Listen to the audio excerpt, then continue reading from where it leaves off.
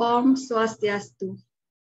Perkenalkan, nama saya Niwayan Liana Puspitasari, NIM 2029141019. Adapun materi yang akan saya bawakan yaitu penyusunan APBN dan APBD di Indonesia. Adapun topik pembahasan yang saya bahas, yang pertama itu ada pengertian APBN dan APBD, yang kedua fungsi APBN dan APBD, yang ketiga proses penyusunan APBN dan APBD. Pengertian APBN. APBN adalah undang-undang, sehingga merupakan kesepakatan antara pemerintah dan DPR. Sebagaimana disebutkan dalam pasal 23 Undang-Undang Dasar 1945, yaitu anggaran pendapatan dan belanja negara sebagai wujud dari pengelolaan keuangan negara ditetapkan setiap tahun dengan undang-undang dan dilaksanakan secara terbuka dan bertanggung jawab untuk sebesar-besarnya kemakmuran rakyat. Pengertian APBD. APBD adalah rencana keuangan tahunan pemerintah daerah yang dibahas dan disetujui bersama oleh pemerintah daerah dan Dewan Perwakilan Rakyat Daerah dan ditetapkan dengan peraturan daerah. APBD disusun sesuai dengan kebutuhan penyelenggaraan pemerintah dan kemampuan keuangan daerah. Unsur-unsur yang ada dalam APBD antara lain sebagai berikut. Yang pertama, rencana besarnya biaya belanja dan pendapatan. Yang kedua, periodisasi antara jangka waktu 1 tahun. Yang ketiga, disusun secara sistematis. Yang keempat, disusun dengan prosedur dan mekanisme yang telah ditetapkan. Fungsi APBN. Fungsi APBN berdasarkan pasal 3 ayat 4 Undang-Undang Nomor 17 Tahun 2003 tentang Keuangan Negara, yaitu pertama, fungsi otorisasi mengandung arti bahwa anggaran negara menjadi dasar untuk melaksanakan pendapatan dan belanja pada tahun yang bersangkutan. Yang kedua, fungsi perencanaan mengandung arti bahwa anggaran negara menjadi pedoman bagi manajemen dalam merencanakan kegiatan pada tahun yang bersangkutan. Yang ketiga, fungsi pengawasan mengandung arti bahwa anggaran negara menjadi pedoman untuk menilai apakah kegiatan penyelenggaraan pemerintah negara sesuai dengan ketentuan yang telah ditetapkan.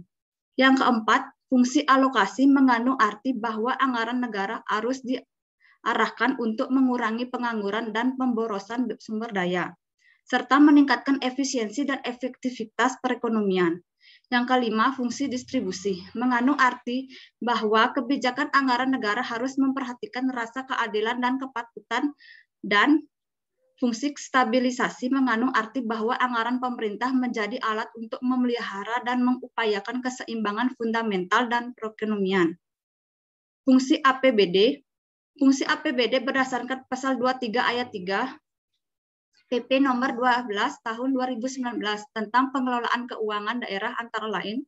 Yang pertama, fungsi otorisasi adalah anggaran daerah menjadi dasar untuk melaksanakan pendapatan dan belanja pada tahun berkenan. Yang kedua, fungsi perencanaan adalah anggaran daerah menjadi pedoman bagi manajemen dalam merencanakan kegiatan pada tahun yang berkenan. Yang ketiga, fungsi pengawasan adalah anggaran daerah menjadi pedoman untuk menilai apakah kegiatan penyelenggara pemerintah daerah sesuai dengan ketentuan yang telah ditetapkan. Yang keempat, fungsi alokasi adalah anggaran daerah harus diarahkan untuk menciptakan lapangan kerja atau mengurangi pengangguran dan pemborosan sumber daya, serta meningkatkan efisiensi dan efektivitas perekonomian. Yang keenam, fungsi distribusi adalah kebijakan anggaran daerah harus memperhatikan rasa keadilan dan kepatutan.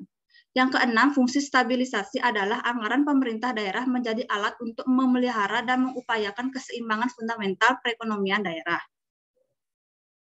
Proses penyusunan APBN terdiri atas asas-asas yang dipegang, yaitu asas kemandirian, asas penanjaman, dan asas penghematan. Penyusunan APBN dimulai dari tahun perencanaan RAPBN atau Rancangan Anggaran Pendapatan dan Belanja Negara oleh pemerintah di bulan Januari hingga bulan Maret. RAPBN kemudian diajukan dari pemerintah pusat kepada DPR di bulan April hingga Mei. DPR baru meninjau rancangan tersebut dari bulan Juli sampai Agustus. Putusan RAPBN menjadi APBN atau penggunaan APBN tahun sebelumnya dilakukan dari bulan Agustus sampai Desember. Pelaksanaan APBN diatur dalam Undang-Undang Nomor 45 Tahun 2013 tentang tata cara pelaksanaan APBN dan APBN agar berjalan sesuai dengan baik dan bertanggung jawab. Dalam pelaksanaannya terdapat pengawasan APBN yang bersifat internal maupun eksternal. Pengawasan internal diterapkan oleh satuan pengawasan dari kelompok yang diawasi. Sementara itu, pengawasan eksternal dilakukan oleh pemeriksaan oleh BPK atau Badan Pemeriksaan Keuangan. Sekian presentasi dari saya ucapkan terima kasih.